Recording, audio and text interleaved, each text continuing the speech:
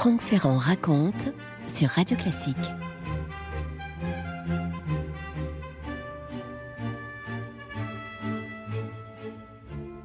Un quartier populaire de Lisbonne dans les années 1920, il y a une centaine d'années, l'air frais du Tage, les ruelles arborées, le linge, vous savez, qui flotte au vent, et puis ces ribambelles d'enfants remuants, et dans l'embrasure d'une fenêtre, la silhouette d'un homme âgé, et derrière lui, une enfant. Voilà les cheveux, couleur de jais et de grands yeux sombres. Voici Amalia, encore dans les tendres années de l'enfance. Elle entonne, la petite Amalia, elle est toute jeune, mais elle chante un tango du célèbre Carlos Gardel. Le grand-père détourne le regard de sa petite fille, ce qui fait qu'elle chante avec un petit peu plus de vaillance maintenant. Et dehors, déjà, les passants lèvent la tête. D'où vient cette voix si juste, cette voix enfantine déjà si saisissante? Le grand-père dit « Chante encore, ils sont déjà 6 qui se sont arrêtés ». La grand-mère est un petit peu plus rude, elle implore la gamine de se taire. Elle a que faire des chansons de la fillette. Ah, si tu pouvais être aussi doué pour les lettres que pour le chant. Mais les voisins ne s'y trompent pas. Ils vont rétribuer le talent de la petite fille quand ils la croisent. On lui donne des pièces, on lui donne des bonbons. Ce sont pour Amalia autant de petits trésors, parce que Amalia est élevée à la dure, vous l'avez compris. Elle est plus habituée aux corvées qu'aux jouets et aux marques d'affection.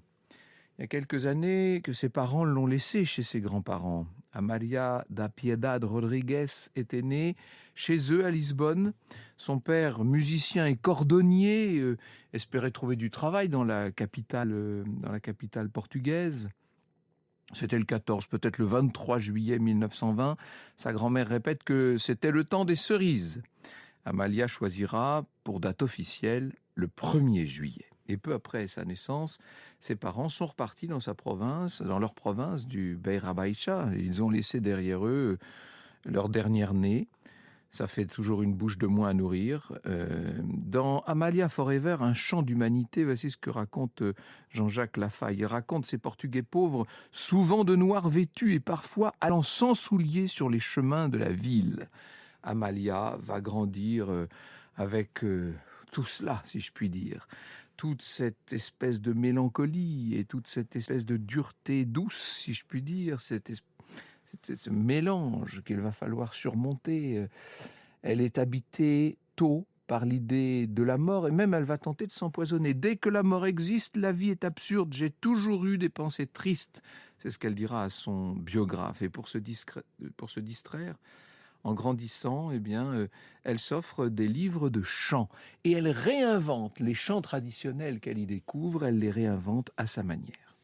Donc les badauds, lorsqu'ils se pressent sous la fenêtre du grand-père, sont loin d'imaginer que cette voix juvénile va bientôt se confondre avec la voix de tout un pays. Personne ne le sait encore, mais comme l'écrit Jean-Jacques Lafaille, Amalia est l'infante secrète du Portugal, cachée dans les replis de sa noble misère. Franck Ferrand sur Radio Classique. Alors à 9 ans, on la voit entrer à l'école, elle apprend ses leçons à l'oreille, elle découvre les poètes notamment. Et puis elle se met à chanter, notamment au cours d'une fête de l'école. Elle va chanter là devant tout le monde.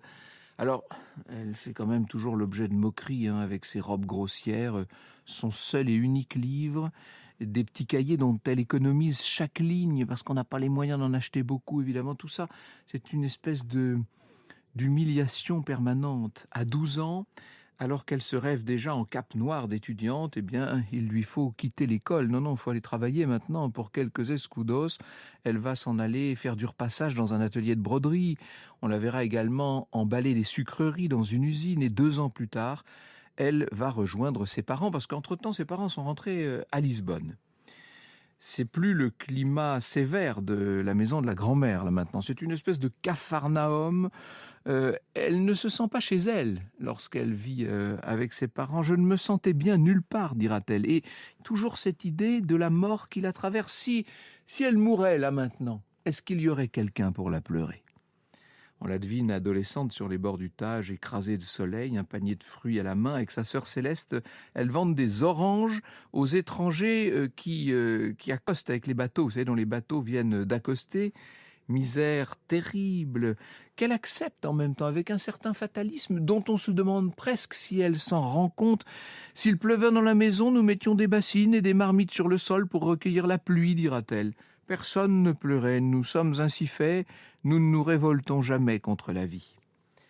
Sa façon à elle de se révolter d'une certaine manière ou d'exister, c'est de chanter encore. Il faut aller au bout de sa pudeur, il faut vaincre l'angoisse, vaincre les préjugés, aller plus loin que les regards.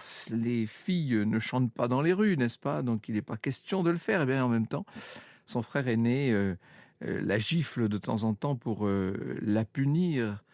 Il y a cette voix d'une incroyable richesse qui a fait frissonner les voisins lorsqu'elle était encore chez ses grands-parents et qui maintenant fascine tout le monde avec une notoriété qui petit à petit s'étend. Et ça réchauffe le cœur de la jeune fille. On lui demande de chanter pour un défilé de quartier. Elle va interpréter le Fado d'Alcantara et quand elle le chante, tout le monde est bouleversé. Et puis, elle est candidate au concours de printemps qui doit élire la reine du Fado. Et là, les notes qu'elle fait entendre bouleversent complètement la foule. C'est un triomphe. On dit quand même, quand elle passe, on dit « Mais vous la reconnaissez, c'est la vendeuse de fruits ». Si Amalia chante, les autres, sans doute par peur de la comparaison, refusent de se présenter. Voilà comment c'est maintenant. C'est-à-dire qu'elle est tellement excellente dans son art qu'on n'ose même plus chanter à côté d'elle. Mais elle reste discrète, elle s'incline, elle se retire. Le concours qu'elle vient de passer va lui réserver une extraordinaire surprise. 1938, elle a 18 ans. Alors, elle n'a pas remporté le titre de reine du Fado, mais en passant ce concours, elle a rencontré un guitariste, le guitariste du groupe qui accompagnait le concours. Elle est tombée sous son charme, il s'appelle Francisco da Cruz. C'est lui qui accompagne les candidates et ça a été au-delà des échanges de regards. Ils vont s'aimer en secret, pas très longtemps, parce qu'évidemment la famille est là, qui s'en occupe, les familles. On est déjà en train de préparer le mariage. Il faut imaginer ce qu'est la pesanteur sociale dans ce Portugal du premier tiers, enfin en tout cas presque du milieu du XXe siècle. On ne peut pas dire en plus que le garçon soit ravi de se marier. Bref, Amalia est désespérée par tout ça et elle va avaler de la mort au rat. Elle dira plus tard à son biographe « C'est la dernière fois que je me suis tuée ». En parallèle de ce mariage, eh bien, il y a cette carrière qui commence à s'imposer. Elle a été repérée au moment de ce concours du printemps. On lui a proposé de tenter sa chance dans une célèbre maison de Fado, au Retiro da Severa. Cette fille chante, dit Ercilia Costa, qui est la célèbre chanteuse de Fado de l'époque. Et quand je dis qu'une femme chante, c'est qu'elle chante vraiment. On est, je vous ai dit, 38, 39, ça y est, l'Europe est en train de sombrer dans la guerre. C'est le moment où Amalia signe son premier contrat et dans son quartier, les envieux assistent à cette espèce de mue, de transformation. Alors quand elle passe sur son passage, on dit « Qui veut des oranges ?» Ça c'est pour se moquer de celle qui hier encore était marchande de fruits. Qu'importe, Amalia est réservée, elle avance droit. Et malgré tout, elle va révolutionner les codes du Fado. Sa timidité l'empêche de feindre. Tout doit sonner juste. Chaque geste, chaque note, chaque parole, tout doit être exactement juste. Et qui mieux qu'elle, rescapée de cette enfance si douloureuse, pour chanter le Fado. Vous comprenez, vous savez ce que c'est que ce Fado, c'est ce chant du destin qui exprime des sentiments extrêmement mêlés, une sorte de tristesse qui fait plaisir, si j'ose dire. Le Fado, c'est l'expression musicale de la saudade. Et la saudade, c'est une sorte de nostalgie anticipée. C'est le plaisir d'être nostalgique d'un moment qu'on est en train de vivre et dont on sait qu'un jour on le regrettera. Voilà, si on devait résumer un peu la saudade portugaise. Et le Fado ne se chante pas, il advient, dit Amalia, qui a une dimension quasi tragique dans la manière dont elle l'exprime, avec toutes ces émotions qui se mêlent, des émotions à la fois tristes et langoureuses et qui néanmoins expriment l'intense joie d'être et de vivre. C'est ça, ce fado incroyable. Avec elle, on touche au plus haut dénominateur commun, dit Jean-Jacques Lafaille, la peine qui devient belle, le déchirement qui espère se faire caresse, et la joie de bonne aloi, ici et maintenant, sans illusion inutile, sans phare ni artifice, c'est que la vie est affaire sérieuse et passagère. Voilà, tout est résumé là. 1943, on est en plein dans la guerre. Alors pas au Portugal, certes. Amalia est invitée à chanter par l'ambassadeur du Portugal à Madrid. C'est son premier voyage à l'étranger. La chanteuse, entre parenthèses, son mariage a fait naufrage entre-temps. Elle découvre le flamenco qui va être son autre grande passion. Elle est au seuil d'un nouveau monde, d'une certaine manière. Elle n'a pas reçu l'éducation qui permettrait de s'asseoir aux tables trop bien fréquentées. Qu'est-ce qu'elle va pouvoir dire à un ambassadeur et aux amis de l'ambassadeur? Et puis qu'est-ce qu'elle va faire de tous ces couverts de part et d'autre de l'assiette, vous voyez? Et c'est pour se donner une contenance qu'elle va se mettre à déambuler comme ça, avec son large sourire et la cigarette à la main. L'ambassadeur la rassure que la jeune fille ne s'inquiète pas, elle peut aller où elle veut, avec qui elle veut, ce sera toujours bien. Au Portugal, elle est en train de devenir plus qu'une vedette. Ses cachets s'envolent, les salles les plus prestigieuses se l'arrachent. C'est le début de ce qui va devenir un lien intime avec son pays natal. Et pas seulement avec son pays natal, on la réclame au Brésil où elle va triompher. Elle enregistre là-bas ses premiers disques, multiplie les allers-retours à travers l'Atlantique. C'est là que quelques années plus tard, au Brésil, elle rencontrera son second mari, César Seibra, qui est un ingénieur portugais qui sera le grand complice d'Amalia. Lui, pas tellement passionné par l'univers du spectacle. Mais avant ça, dès le début des années 50, on la voit participer à toute une tournée dans le cadre du plan Marshall. La guerre est finie maintenant, il faut reconstruire, il faut oublier. Alors on la voit à Berlin, à Rome, à Trieste, à Dublin, Berne, à Paris bien sûr. Et puis on ira l'acclamer bien plus loin, au Mozambique, au Congo belge, en Angola. Et puis aux États-Unis, à New York, où Amalia va chanter au club La Vie en Rose. Et oui, or il se trouve que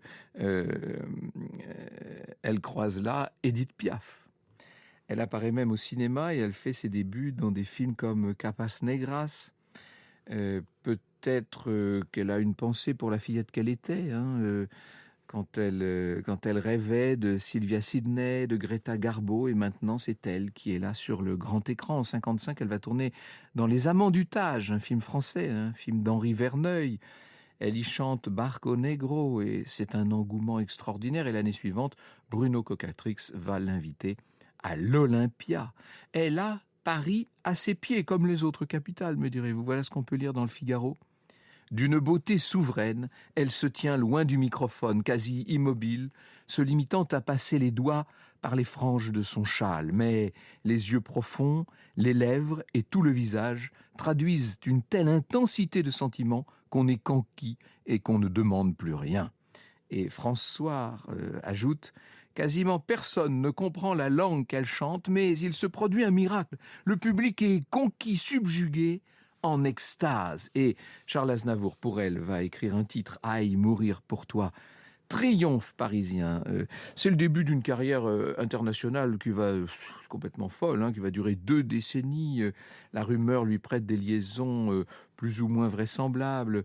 Elle est toujours aux tables des plus grandes célébrités, mais la gamine d'Alcantara garde la tête sur les épaules. « Je suis très inégale, ce qui me rend ainsi, c'est le manque de confiance », dit-elle. Ça n'empêche pas de chanter en anglais, en français, en espagnol, en italien. Et malgré tout, elle reste la voix du Portugal, bien entendu. J'ai quelque chose en moi du Portugal, comme si j'étais une herbe, un parfum, dit-elle. Elle magnifie le folklore, elle apporte le fado à la haute société, elle le mêle à la poésie, à la littérature. Et au début des années 60, on la voit collaborer avec Alain Oulman, le compositeur français de la famille des fondateurs de Calman-Lévy. Elle, si attentive aux mots, va chanter les poètes, que ce soit les grands poètes classiques ou des poètes méconnus, pourvu que ça la touche. Ce qu'il faut, c'est qu'il y ait du sentiment, qu'il y ait du vrai. Elle écrit aussi ses propres vers. Cœur indépendant, cœur que je ne commande pas, tu vis perdu entre les gens, saignant obstinément. L'envoûtante Madone est sur son piédestal et hélas, le piédestal en question se trouve être en argile.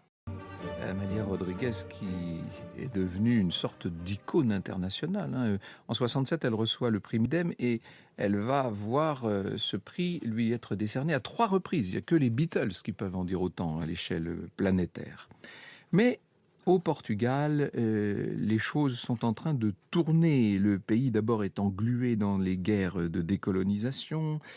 En 74, c'est la révolution des œillets qui renverse la dictature de Salazar, cette dictature qui avait été instaurée par Salazar, enfin un régime très fort en tout cas, instauré 4 décennies plus tôt, et le pays veut abattre les vieilles icônes pour se forger un nouveau destin. Et le fado, on dit que ça fait partie des 3 F de Salazar. Fado, Fatima, football. Ce sont les 3 éléments sur lesquels s'appuyait Salazar. Et qu'est-ce qu'on peut faire désormais d'Amalia, dont la voix était si intimement liée à l'histoire de la dictature portugaise. Quand elle passe maintenant sur son passage, on dit fasciste, fasciste. Et ça la bouleverse, bien entendu. Écartée par les milieux musicaux portugais, nous dit Maria Pilar Queiral de Hierro, blessée par le traitement injuste dont elle est victime, elle oriente sa carrière vers l'étranger et continue à donner des concerts non seulement en Europe et en Amérique, mais aussi en Asie. Alors, est-ce qu'elle a soutenu la dictature de Salazar ? C'est vrai qu'elle a eu sans doute une attitude, disons, ambivalente. Miguel Carvalho, dans Ditatura et Révolution, dit: en même temps qu'elle entretenait des liens clandestins avec des figures du Parti communiste portugais et faisait des dons pour les détenus politiques, elle écrivait une lettre élogieuse à Salazar. Elle dit qu'elle est indépendante. Je sais que mon histoire sera celle que l'on choisira, celle qui est la plus intéressante, celle qui n'est pas la mienne, dit-elle sans illusion.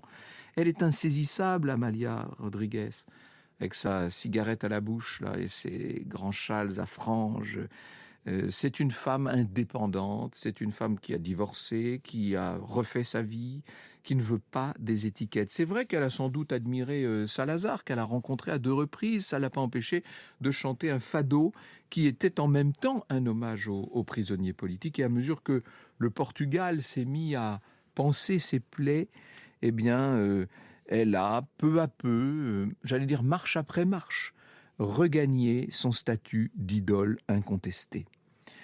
On a vu la diva changer un peu d'apparence, sa chevelure s'est éclaircie, elle a eu pas mal de soucis de santé, elle est devenue un personnage dont on parle dans la presse à scandale, évidemment.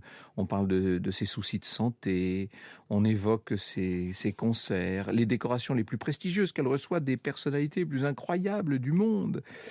Elle espère mourir comme la pomme tombe de l'arbre. Eh bien, c'est ainsi qu'à 79 ans, à l'entrée de l'automne 1999, on va la retrouver morte dans la salle de bain de sa maison jaune de São Bento à Lisbonne. Les Portugais, bouleversés, vont se masser autour du corps d'Amalia et cheminer par milliers vers la basilique d'Estrela. On pleure beaucoup autour d'elle, on l'écoute à l'oreille. C'est trop de douleur pour un si petit pays, écrira un journaliste. Franck Ferrand sur Radio Classique. Et en 2001, sa dépouille sera transportée au Panthéon national. La même année, la Maison jaune de São Bento, dans laquelle elle a vécu donc 45 ans, ouvrira ses portes au public. Et là, on a l'impression qu'elle va arriver, qu'elle va surgir de la moindre porte dans le salon. Les canapés de velours rouge, les guitares portugaises, les tasses à thé ont l'air d'attendre le retour de la maîtresse des lieux dans ses tuniques amples, colorées. Et dans son jardin se tient un perroquet du Gabon. Vous savez, ces petits perroquets au plumage gris avec la queue rouge. Il s'appelle Chico. C'était le compagnon d'Amalia. Ça vit vieux, les perroquets. Sur sa branche, il est là qui scrute avec ses yeux ronds les promeneurs, les touristes, les étudiants, les amateurs de musique, les curieux tout simplement. Et il a l'air d'attendre lui aussi. Il a l'air d'attendre quelque chose, ou plutôt, Il a l'air d'attendre quelqu'un puisque de temps en temps on l'entend crier « Amalia !» Vous écoutez Radio Classique.